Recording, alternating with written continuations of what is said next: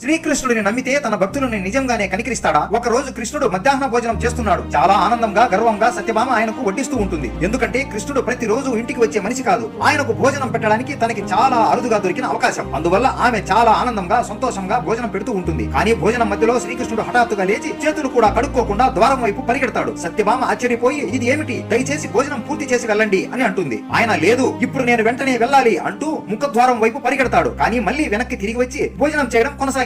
అప్పుడు సత్యభామ, అలా ఎందుకు పరిగెత్తారు, మళ్ళీ ఎందుకు తిరిగి వచ్చారు అని ప్రశ్నించింది. అప్పుడు శ్రీకృష్ణుడు ఇలా చెప్తాడు, నా భక్తుడు ఒకడు అడవిలో కూర్చుని ఉన్నాడు. అతని జీవంలో ప్రతి శ్వాస కృష్ణ కృష్ణ కృష్ణగా మారిపోయింది. అతని వైపు ఆకలిగా ఉన్న ఒక పులి వస్తుండగా చూశాను. నా నామం జపిస్తున్న నా భక్తుడిని కాపాడాలి కాబట్టి పరిగెత్తవలసి వచ్చింది. ద్వారం వరకు వెళ్ళాను, కానీ ఆ మూర్ఖుడు నా నామం వదిలి ఒక రాయిని తీసుకున్నాడు. దాంతో సరే, అతని సంగతి అతనే చూసుకొని అని నేను వెనక్కి తిరిగి వచ్చేశాను అని చెప్తాడు. మీకు కృష్ణుడు అంటే ఇష్టం ఉంటే ఆయన మీద నమ్మకం పెట్టుకోండి. ఆయన మిమ్మల్ని వదిలి ఎక్కడికి పోడు.